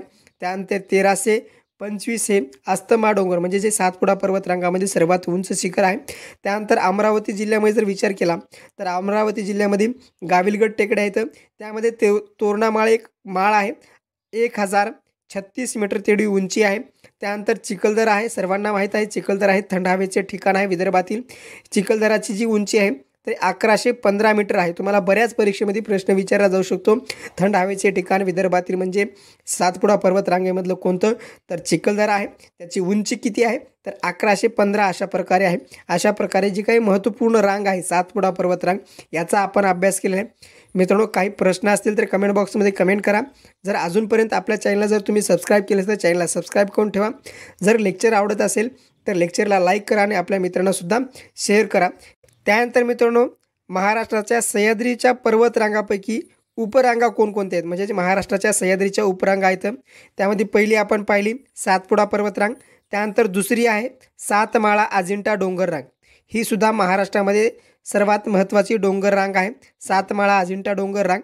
सातमाळा अजिंठा डोंगर रांगमुळे तापी नदीचे खोरे, त्यानंतर नर्मदा नदीचे खोरे या दोन नद्याच्या खोरे विभाजन करण्याचं काम किंवा अलग करण्याचं काम सातमाळा अजिंठा डोंगर रांग करते. महाराष्ट्रामध्ये सर्वात मोठी किंवा डोंगर रांग असं या डोंगर रांगाला आपण म्हटलं जाऊ शकतो, सातमाळा अजिंठा डोंगर रांग.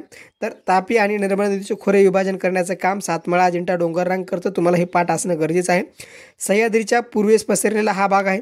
या ठिकाणी पहा सह्याद्री आहे आणि सह्याद्रीच्या पूर्वेस या साईडला म्हणजे अशा प्रकारे या ठिकाणी सातमाळा अजिंठा डोंगर रांग ही पसरलेली आहे. त्यानंतर सर्वसामान्य जर उंचीचा जर विचार केला तर 200 ते 300 मीटर इतकी उंची सातमाळा अजिंठा डोंगर रांगाची आहे. अजिंठा डोंगर रांगाची सरासरी उंची किती आहे? तर 200 ते 300 मीटर आहे. अजिंठा लेणी वाघूर नदीच्या वळणावरच्या धडकात आपल्याला खडकात या ठिकाणी आढळून येते. म्हणजे अजिंठा लेणी या ठिकाणी आपल्याला औरंगाबादचा जो वरचा भाग आहे तो या ठिकाणी आपल्याला पाहायला मिळतो. सातमाळा डोंगर मनमाडच्या पलीकडे अंकाई टंकाईपासून अजिंठा म्हणून ओळखला जातो. तर या ठिकाणी पहा सातमाळा जो डोंगर रांग आहे इथपर्यंत म्हणजे या ठिकाणी जो मनमाडचा जो भाग आहे, या ठिकाणी मनमाड आहे, या मनमाडच्या भागापर्यंत सातमाळा डोंगर रांग असं या नावाने ओळखलं जातं. त्यानंतर अंकाई टंकाई या नावाने, त्यानंतर अजिंठा डोंगर रांग म्हणून या पर्वतरांगाला ओळखलं जातं. अशा प्रकारे महाराष्ट्रामध्ये जी काही सातमाळा अजिंठा डोंगर रांग आहे त्या डोंगर रांगामुळे जी काही महत्त्वाच्या नदी आहे, गोदावरी नदी असेल आणि तापी नदी असेल, त्या तापी नदीचं विभाजन या डोंगर रांगामुळे झालेलं आहे. त्यानंतर तिसरी रांग आहे हरिश्चंद्र बालाघाट रांग. या ठिकाणी पहा हरिश्चंद्र बालाघाट रांग आहे. हरिश्चंद्र बालाघाट रांग या ठिकाणी आपण पाहू शकता की गोदावरी नदीचे त्यानंतर भीमा नदीचे खोरे अलग करण्याचं किंवा विभाजन करण्याचं काम हरिश्चंद्र बालाघाट डोंगर रांग करते. या ठिकाणी पहा सह्याद्रीच्या पूर्वेस ही सुद्धा डोंगर रांग आहे. गोदावरी आणि भीमा नदीचे विभाजन करण्याचं काम हरिश्चंद्र बालाघाट डोंगर रांग करते. सह्याद्रीच्या पूर्वेस पसरलेली ही बालाघाट डोंगर रांग आहे. पश्चिमेकडील डोंगर रांगास हरिश्चंद्र असं म्हटलं जातं. या ठिकाणी पहा 2 विभाग आहेत, यामध्ये सुद्धा हरिश्चंद्र डोंगर त्यानंतर बालाघाट. या ठिकाणी पहा पश्चिमेकडचा जो भाग आहे याला हरिश्चंद्र डोंगर या नावाने ओळखलं जातं. त्यानंतर पूर्वेकडचा जो भाग आहे त्याला बालाघाट डोंगर रांगाने या नावाने ओळखलं जातं. त्यानंतर बालाघाट हा पसार माध्याचा प्रदेश आहे. जो बालाघाट डोंगर आहे तो सपाट आहे, म्हणजे जास्त उंची नाही. महाराष्ट्रामध्ये बालाघाट डोंगर रांगाचे सुद्धा त्या ठिकाणी सर्वात जास्त विभाजन आपल्याला पाहायला मिळतं. त्यानंतर पुढची जी डोंगर रांग आहे ती शंभू महादेव डोंगर रांग शेवटची डोंगर रांग आहे. या डोंगर रांगामुळे भीमा व कृष्णा नदीच्या खोऱ्याचे विभाजन झालेलं आहे. या ठिकाणी पहा भीमा नदी आहे, त्यानंतर कृष्णा नदीची खोरे आहेत. अशा प्रकारे या 2 नद्याच्या खोऱ्याचं विभाजन करण्याचं काम शंभू महादेव डोंगर रांग आहे. ही सुद्धा डोंगर रांग सह्याद्रीच्या पूर्वेस आहे. महाराष्ट्र पठारावर दक्षिणेकडे सर्वात मोठी पर्वतरांग म्हणून या पर्वतरांगाला ओळखलं जातं. त्यानंतर सह्याद्रीच्या पूर्वेस पसरलेला हा भाग आहे. विस्तार सातारा असेल, सांगली असेल, अहमदनगर जिल्ह्यात सर्वात जास्त आहे. त्यानंतर महाबळेश्वर, पाचगणी हे सपाट माथ्याचे प्रदेश याच डोंगर रांगावर आहेत. शंभू महादेव डोंगर रांगावर महाबळेश्वर आणि पाचगणी हे जे काही पर्यटन स्थळ आहेत आणि थंड हवेचे ठिकाणसुद्धा आपण त्याला म्हटलं जातो, ते थंड हवेचे ठिकाण आणि पर्यटन स्थळे शंभू महादेवच्या डोंगर रांगावर आहेत. अशा प्रकारे मित्रांनो महाराष्ट्राचा जो काही प्राकृतिक रचनेचा भाग आहे यामध्ये सातपुडा पर्वतरांग असेल, सातमाळा अजिंठा डोंगर रांग असेल, हरिश्चंद्र बालाघाट डोंगर रांग असेल, शंभू महादेव डोंगर रांग असेल, सह्याद्रीचा पर्वत असेल, या सर्व घटकाचा महाराष्ट्राच्या प्राकृतिक रचनेचा प्रभाव होतो. किंवा प्राकृतिक रचनेचा जर तुम्हाला अभ्यास करायचा असेल तर तुम्हाला या महत्त्वाच्या पर्वतरांगाचा अभ्यास करणं गरजेचं आहे. आपण या लेक्चर सिरीजच्या माध्यमातून जो काही महाराष्ट्राचा संपूर्ण भूगोल आहे तो संपूर्ण भूगोल आपण पाहत आहोत. काही प्रश्न असतील तर कमेंट बॉक्समध्ये कमेंट करा. जो काही आपण आतापर्यंत भाग पाहिलेला आहे तो म्हणजे सातपुडा पर्वतरांग, जो की नर्मदा नदीचं विभाजन करण्याचं काम करतो. त्यानंतर सातमाळा अजिंठा डोंगर रांग असेल तो पहा तापी नदी असेल, त्यानंतर गोदावरी नदीचं विभाजन करण्याचं काम करतो. त्यानंतर हरिश्चंद्र व बालाघाट डोंगर रांग असेल, गोदावरी आणि भीमा नदीच्या विभाजनाचं काम करतो. त्यानंतर भीमा व कृष्णा नदीच्या जे काही खोऱ्याचं विभाजन करण्याचं काम शंभू महादेव डोंगर रांग करतो. अशा प्रकारे मित्रांनो महाराष्ट्राचा जो काही प्राकृतिक भाग आहे तो प्राकृतिक भाग तुम्हाला अभ्यासणं गरजेचं आहे. त्यानंतर महाराष्ट्राचा पठार आहे. सर्वात जास्त जो भाग आहे महाराष्ट्राचा पठार आहे. यामध्ये 90% भाग हा महाराष्ट्राच्या पठाराने विभागले गेलेला आहे. याविषयी आपण या ठिकाणी सविस्तर चर्चा करूया. या ठिकाणी पहा, पूर्ण हा जो भाग आहे म्हणजे सह्याद्रीच्या पूर्वेकडील जो भाग आहे त्याला आपण महाराष्ट्राचा पठार असं म्हटलं जातो. सह्याद्रीच्या पर्वतरांगाच्या पूर्वेकडील पठारी प्रदेशास महाराष्ट्र पठार किंवा त्याला आपण दख्खनचे पठार असं म्हटलं जातो. हा जो दख्खनचा पठार आहे तो दख्खनचा पठार बेसाल्ट खडकांनी तयार झालेला आहे. कोणत्या खडकांनी? बेसाल्ट खडकांनी तयार झालेला आहे. तुम्हाला बऱ्याच वेळेस परीक्षेमध्ये प्रश्न विचारला जाऊ शकतो की दख्खनचा जो पठार आहे तो बेसाल्ट खडकांनी बनलेला आहे. त्यानंतर नद्याच्या खोऱ्यांनी महाराष्ट्र पठार झालेला आहे. या ज्या नद्याच्या सर्व नद्या आहेत या ठिकाणी नदीच्या खोऱ्यांनी हा महाराष्ट्राचा पठार या ठिकाणी तयार झालेला आहे. यामध्ये पहा, नर्मदा नदी असेल, तापी नदी असेल, गोदावरी नदी असेल, भीमा कृष्णा असतील, त्यानंतर जे काही नद्या आहेत मन्याड असेल, या ठिकाणी पहा वर्धा नदी असेल, या सर्व पंचगंगा नदी असेल, या सर्व नद्यांचा जो काही पठार आहे तो पठार म्हणजे महाराष्ट्राचा पठार आहे. महाराष्ट्राचा पठार 90% भाग हा दक्षिणच्या पठाराने विभागलेला आहे. जर सरासरीचा जर विचार केला तर 300 ते 900 मीटर इतकी उंची या महाराष्ट्र पठाराची आहे. किती आहे? 300 ते 900 मीटर इतकी उंची या महाराष्ट्राच्या पठाराची आहे. सर्वसाधारण उत्तर पश्चिमेकडे पूर्वेकडे आहे. म्हणजे सर्वसाधारण जर उत्तर जर विचार केला तर पश्चिमेकडून पूर्वेकडे याचा उतार आहे. महाराष्ट्र पठाराची पूर्व पश्चिम लांबी 750 किलोमीटर आहे. त्यानंतर दक्षिण उत्तर लांबी 700 किलोमीटर आहे. त्यानंतर महाराष्ट्र पठाराची काही सर्वसाधारण उंची आहे ती 450 मीटर आहे. किती आहे? 450 मीटर महाराष्ट्र पठाराची सर्वसाधारण उंची आहे. अशा प्रकारे मित्रांनो महाराष्ट्राचा जो पठार आहे या महाराष्ट्राच्या पठाराला सह्याद्रीची पर्वतरांगापासून जो पूर्वेकडचा भाग आहे संपूर्ण महाराष्ट्राचा त्याला महाराष्ट्राचा पठार असं आपल्याला म्हणता येईल किंवा तशा प्रकारे म्हटलं जातं. त्यानंतर महाराष्ट्राच्या प्राकृतिक रचनेचा अभ्यास करत असताना आपण या ठिकाणी सर्वप्रथम पश्चिम महाराष्ट्र म्हणजे जो देश आपण त्याला म्हणतो पश्चिम महाराष्ट्राचा जो देश आहे तो देशाचा आपण या ठिकाणी अभ्यास करूया. नकाशाच्या माध्यमातून आपण पश्चिम महाराष्ट्र देश या ठिकाणी प्रदेश समजून घेऊया. या ठिकाणी अशा प्रकारे या ठिकाणी सह्याद्रीची पर्वतरांग आहे. याला मावळचा सुद्धा असं भाग म्हटलं जातो. त्यानंतर या ठिकाणी पहा वरी खानदेश आहे.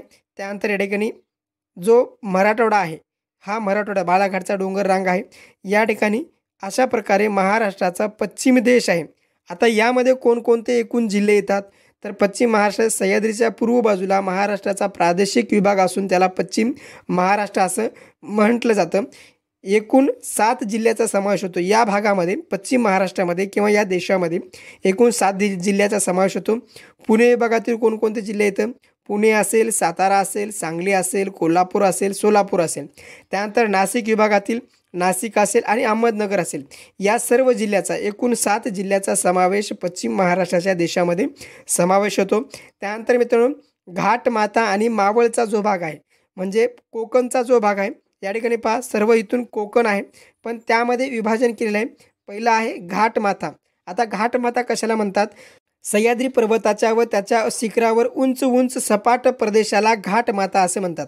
सह्याद्रीचा जो पर्वतरांग आहे त्या सह्याद्रीच्या पर्वतरांगाच्या शिखरावर जो उंच उंच सपाट भाग आहे कसा आहे? सपाट भाग आहे, उंच आहे आणि त्या उंचीवर सपाट भाग आहे त्याला घाटमाथाचा प्रदेश असं म्हटलं जातं. या ठिकाणी पहा जो सह्याद्रीचा मधला भाग आहे म्हणजे एकदम पर्वताचा जो भाग आहे त्या पर्वताच्या भागाला घाटमाथा असं म्हटलं जातं. नेरळजवळील माथेरान असेल, साताराजवळ पाचगणी आणि महाबळेश्वर जे असेल त्याला सह्याद्रीचा घाटमाथा म्हणून ओळखलं जातं जे की थंड हवेचे ठिकाण आहे आणि पर्यटन स्थळ आहे. 1438 मीटर त्याची उंची आहे. त्यानंतर सह्याद्रीचा जो भाग आहे दुसरा मावळ भाग. सह्याद्रीच्या माथ्यावरील तसेच त्याला लागून पूर्वेकडे असलेल्या भागाला मावळ भाग असं म्हणतात. सह्याद्रीचा जो पूर्वचा भाग आहे म्हणजे घाटमाथ्याच्या नंतर जो उताराचा भाग आहे जो तिथून महाराष्ट्राचा पठार सुरुवात होतो त्याला मावळचा प्रदेश असे म्हणतात. या ठिकाणी अशा प्रकारे या ठिकाणी मावळचा प्रदेश आहे आणि या ठिकाणी मावळच्या प्रदेशापासून जो आवर्षणग्रस्त भाग आहे अहमदनगर असेल, पुणे असेल तो आवर्षणग्रस्त भाग आहे. त्यानंतर पूर्वेकडील पूर्ण महाराष्ट्राचा पठार सुरुवात होतो. अशा प्रकारे प्राकृतिक रचनेमध्ये सह्याद्रीचा किंवा कोकणचा जो घाटमाथा भाग असेल किंवा मावळचा भाग असेल तो मावळचा भाग तुम्हाला पाहणं गरजेचं आहे. त्यानंतर खानदेश असेल. खानदेशमध्ये या ठिकाणी पहा कोणकोणते जिल्हे येतात. उत्तर महाराष्ट्रातील तापी खोऱ्यातील आणि नाशिक विभागातील धुळे, नंदुरबार, जळगाव या 3 जिल्ह्याचा समावेश खानदेशमध्ये होतो. तुम्हाला तलाठी भरती असेल, सरळ सेवेच्या भरतीसाठी असेल किंवा कंबाईनच्या भरतीसाठी असेल, तुम्हाला परीक्षेमध्ये प्रश्न विचारला जाऊ शकतो की खानदेशमध्ये खालीलपैकी कोणते जिल्हे आहेत किंवा कोणते जिल्हे नाहीत. तर खानदेशमध्ये धुळे असेल, नंदुरबार असेल, जळगाव असेल. त्यानंतर खानदेशमधील जमीन कशी आहे, सुपीक काळी असून त्या ठिकाणचा कापूस व केळी महाराष्ट्रामध्ये प्रसिद्ध आहे. जळगाव हे केळीसाठी प्रसिद्ध आहे. त्या ठिकाणी खानदेश भागामध्ये नंदुरबार असेल, जळगाव असेल, त्यानंतर धुळे असेल, या जिल्ह्यामध्ये काळी मृदा असल्यामुळे केळी आणि कापूसाचं उत्पादन सर्वात जास्त होतं. त्यानंतरचा जो भाग आहे मित्रांनो, तो मराठवाडाचा भाग आहे. मराठवाड्याची प्राकृतिक रचना तुम्ही या ठिकाणी पाहू शकता. प्राकृतिक रचना आहे मध्य महाराष्ट्रातील गोदावरीच्या खोऱ्याला आपण मराठवाडा असं म्हटलं जातं. गोदावरी नदीचा जो काही भाग आहे किंवा गोदावरी नदीची जी काही खोरे आहेत त्या खोऱ्याला आपण मराठवाड्याचा प्रदेश असं म्हणतो. क्षेत्रफळ आहे 64,590 चौरस किलोमीटर इतकं क्षेत्रफळ मराठवाड्याचं आहे. त्यानंतर मराठवाडा औरंगाबाद प्रशासकीय विभागामध्ये येतो. त्यानंतर मराठवाड्यामध्ये एकूण किती जिल्हे आहेत, 8 जिल्हे आहेत. त्यामध्ये औरंगाबाद असेल, बीड असेल, हिंगोली असेल, जालना असेल, लातूर, नांदेड, उस्मानाबाद आणि परभणी या सर्व जिल्ह्याचा समावेश मराठवाड्यामध्ये होतो. मराठवाड्यामध्ये बालाघाटचे डोंगर रांग आहेत. अशा प्रकारे मित्रांनो गोदावरीच्या खोऱ्याचा जो काही मराठवाडा भाग आहे तो मराठवाडा भाग सर्वात जास्त विभागलेला आहे आणि सर्वात जास्त क्षेत्रफळ मराठवाडा विभागाचा आहे. त्यानंतर मित्रांनो दुसरा आहे विदर्भ. या ठिकाणी पहा महाराष्ट्राचा जो काही पूर्व भाग आहे, पूर्व भाग आदिवासी भाग म्हणून त्याला आपण ओळखलं जातो. विदर्भामध्ये अमरावती असेल, त्यानंतर नागपूरचा जो विभाग आहे प्रशासकीय विभाग त्याला आपण विदर्भ असं म्हणतो.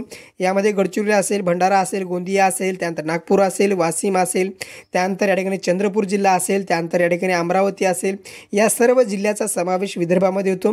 विदर्भाचे जुने नाव बेरार असे होते. कोणते होते? विदर्भाचे जुने नाव बेरार होते. नागपूर विभागातील वराड या नावाने सुद्धा त्याला ओळखलं जातं. संपूर्ण प्रदेश वर्धा व पैनगंगा नदीच्या खोऱ्याचा या ठिकाणी प्रदेश आहे. या विदर्भामध्ये वर्धा आणि पैनगंगा नदीचे खोरे आहेत. विदर्भात 11 जिल्ह्याचा 120 तालुक्याचा समावेश होतो. यामध्ये अमरावती जिल्ह्यातील जे काही 5 जिल्हे आहेत 56 तालुके, नागपूरमध्ये 6 जिल्ह्याचा समावेश 64 तालुके. त्यानंतर याचं क्षेत्रफळ आहे 93,321 चौरस किलोमीटर इतकं क्षेत्रफळ विदर्भाचं आहे. त्यामध्ये जी काही महाराष्ट्राची टक्केवारी आहे तर 31.7% क्षेत्रफळ विदर्भाचं आहे. त्यानंतर जर लोकसंख्येचा जर विचार केला तर महाराष्ट्रातील 21.3% लोकसंख्या ही विदर्भामध्ये राहते. सर्वात जास्त खनिज संपत्ती आढळणारा जो भाग आहे तो विदर्भ आहे. अशा प्रकारे मित्रांनो आपण महाराष्ट्राची जी काही प्राकृतिक रचना आहे त्या प्राकृतिक रचनेचा अभ्यास केलेला आहे. त्यानंतर मित्रांनो महाराष्ट्राची नदी प्रणाली हे शेवटचं प्रकरण आपण या लेक्चरच्या माध्यमातून समजून घेऊया. 6वं प्रकरण आहे महाराष्ट्राची काही नदी प्रणाली आहे. महाराष्ट्राचा जो प्रमुख जलविभाग आहे सह्याद्री पर्वत, या सह्याद्री पर्वताविषयी, त्यानंतर महाराष्ट्राच्या पूर्व वाहिन्या आणि पश्चिम वाहिन्या कोणत्या नद्या आहेत याची सविस्तर चर्चा करूया. या ठिकाणी पहा मित्रांनो नदी प्रणाली, महाराष्ट्रातील नदी प्रणाली आहे. पश्चिम वाहिन्या कोणत्या नद्या आहेत, त्यानंतर पूर्व वाहिन्या नद्या कोणत्या आहेत, ह्या सर्व तुम्हाला पाठ असणं गरजेचं आहे.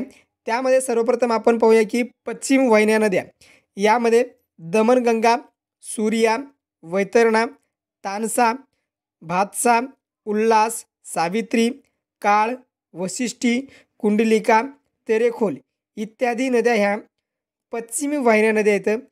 या ज्या पश्चिम वाहिन्या नद्या आहेत त्या सर्व नद्या कोणत्या समुद्राजवळ मिळतात, तर अरबी समुद्राजवळ मिळतात.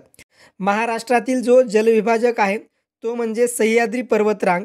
या सह्याद्री पर्वतरांगनुसार महाराष्ट्रातली पूर्व वाहिन्या नद्या त्यानंतर पश्चिम वाहिन्या नद्या अशा प्रकारचे 2 विभाजन पडतात. यामध्ये पश्चिम वाहिन्या नद्या या ठिकाणी दिलेल्या आहेत. त्यानंतर पूर्व वाहिन्या नद्या कोणकोणत्या आहेत, तर पूर्व वाहिन्या नद्या ज्या महत्त्वाच्या नद्या आहेत ती नदी आहे गोदावरी, त्यानंतर भीमा, त्यानंतर कृष्णा. या ज्या पूर्व वाहिन्या नद्या आहेत त्या पूर्व वाहिन्या नद्या बंगालच्या उपसागरात जाऊन मिळतात. त्यानंतर या ठिकाणी पहा उत्तर वाहिनी नदीसुद्धा आहे. वर्धा असेल, पैनगंगा असेल, ही नदी आहे. आता सविस्तर नद्याची आपण या ठिकाणी चर्चा करूया. या ठिकाणी पहिली जी नदी आहे ती महाराष्ट्रातली सर्वात मोठी नदी किंवा महाराष्ट्रातली जी भाग्यवाहिनी आपण तिला म्हटलं जातो तर ती गोदावरी नदी. महाराष्ट्राचं 49.5% किती 49.5% इतकं क्षेत्रफळ गोदावरी नदीच्या खोऱ्याने व्यापलेलं आहे. भारतात गंगा नदीच्या खालोखाल या खोऱ्याचा विस्तार होतो। 1 नंबरला भारतामध्ये गंगा नदीचं खोरं आहे, त्यानंतर 2 नंबरला गोदावरी नदीचं खोरं आहे, त्यानंतर महाराष्ट्रातील सर्वाधिक प्रदेश हा खोऱ्याने व्यापलेला आहे। सरासरी उंची म्हणजे या खोऱ्याची, गोदावरी नदीच्या खोऱ्याची सरासरी उंची 350 ते 550 मीटर आहे। या खोऱ्यातील सर्वात लांब नदी ही गोदावरी नदी आहे। गोदावरी नदीचं तुम्ही नैसर्गिक स्थान या ठिकाणी पाहू शकता। या ठिकाणी 7 माळा अजिंठा डोंगर रांग आहे, त्यानंतर शंभू महादेव या ठिकाणी डोंगर आहे। या ठिकाणी पहा शंभू महादेव, या ठिकाणी बालाघाटचा डोंगर आहे। अशा प्रकारे या ठिकाणी या 2 रांगामध्ये गोदावरी नदीचा विस्तार आहे किंवा गोदावरी नदीचं खोरं या ठिकाणी विस्तारलं आहे। गोदावरी नदीचा जो उगम आहे तो नाशिकमधून त्र्यंबकेश्वर या ठिकाणी होतो। त्यानंतर मित्रांनो दुसरी जी नदी आहे ती या ठिकाणी पहा भीमा आणि कृष्णा नदीची खोरे। या नदीचा विस्तार जो आहे तर 22.6% खोरे महाराष्ट्राने व्यापलेला आहे। भीमा आणि कृष्णा नदीचं खोरं आहे। या ठिकाणी पहा शंभू महादेव आणि बालाघाट जी काही डोंगर रांग आहे, त्यानंतर या ठिकाणी हरिश्चंद्र बालाघाट डोंगर रांग, या 2 रांगाच्या दरम्यान भीमा आणि कृष्णा नदीचं खोरं या ठिकाणी विस्तारले। तापी पूर्णा खोरे 16.7% या खोऱ्याने या ठिकाणी महाराष्ट्राचा विस्तार विभागला आहे। ही जी नदी आहे तर मित्रांनो या ठिकाणी पहा सातपुडा पर्वत आणि सातमाळा डोंगर रांग, या 2 डोंगर रांगाच्या दरम्यान सातपुडा पर्वत रांग या ठिकाणी विस्तारली आहे। 240 किलोमीटर सर्वसाधारण या ठिकाणी रुंदी या खोऱ्याची महाराष्ट्रामध्ये आहे। त्यानंतर नद्यांमधून वार्षिक पर्जन्यमानाचा जर प्रवाह जर विचार केला तर 7250 दशलक्ष घनमीटर इतका प्रवाह या नदीच्या माध्यमातून महाराष्ट्राला मिळतो। त्यानंतर कोकणच्या ज्या नद्या आहेत त्या कोकणच्या नद्या पश्चिम वाहिन्या येतं, याला कोकण नद्या असं म्हणतात। तर कोकण नद्याचं जे काही खोरं आहे ते महाराष्ट्रामध्ये 10.7% इतकं आहे। म्हणजे महाराष्ट्रातले जे काही खोरे आहेत त्या खोऱ्यापैकी 10.7% खोरे हे कोकण नदी आहे। यामध्ये संपूर्ण कोकण विभाग आहे। एकूण 7 जिल्ह्याचा या ठिकाणी समावेश होतो। कोणकोणते जिल्हे आहेत ते आपण सविस्तर चर्चा केलेलीच आहे। या ज्या सर्व नद्या आहेत त्या लांबीने काय आहेत आखूड आहेत आणि खूप वेगाने धावणाऱ्या ह्या नद्या आहेत। म्हणजे पर्वतावरून या ठिकाणी नद्या अशा प्रकारे वेगाने आखूड लांबीच्या आहेत आणि वेगाने धावणाऱ्या ह्या नद्या आहेत। त्यानंतर नद्याची लांबी सुमारे 49 ते 155 किलोमीटर इतकी आहे। म्हणजे 49 ते 55 किलोमीटर इतकी या नद्याची लांबी आहे। सर्वात मोठी म्हणजे सर्वात लांब नदी कोणती आहे तर उल्हास नदी आहे। कोकण नद्यामधील सर्वात लांब नदीची नदी जर विचार केला तर उल्हास नदी आहे। या नद्याच्या माध्यमातून पाण्याचा जो प्रवाह आहे तो 42,480 दशलक्ष घनमीटर इतका प्रवास आहे। त्यानंतर मित्रांनो नर्मदा नदीचे खोरं आहे।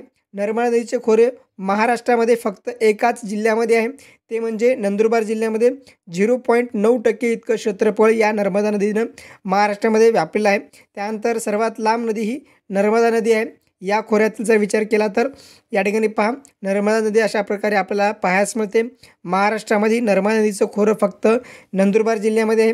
नर्मदा जिल्ह्याची एकूण लांबी किती आहे ती तुम्ही मला कमेंट बॉक्समध्ये कमेंट करून सांगा। अशा प्रकारे मित्रांनो आपण महाराष्ट्राचा संपूर्ण भूगोल एका लेक्चरच्या माध्यमातून कव्हर केला आहे। येणाऱ्या काळामध्ये सुद्धा आपण महाराष्ट्राचा भूगोल सविस्तरपणे सुद्धा अभ्यासणार आहोत। त्यानंतर महाराष्ट्राचा इतिहास असेल, भारताचा इतिहास असेल, भारताचा भूगोल असेल, त्यानंतर मराठी व्याकरण असेल, इंग्रजी व्याकरण असेल, सर्व विषयाची आपण परिपूर्ण तयारी आपल्या चॅनलच्या माध्यमातून आपल्या अकॅडमीच्या माध्यमातून आपण करून घेणार आहोत। त्यामुळे चॅनलला सबस्क्राईब करून ठेवा। लेक्चर आवडत असेल तर आपल्या मित्रांना शेअर करा। जर काही प्रश्न असेल तर कमेंट बॉक्समध्ये कमेंट करा। धन्यवाद मित्रांनो, थँक्यू। जय हिंद, जय महाराष्ट्र।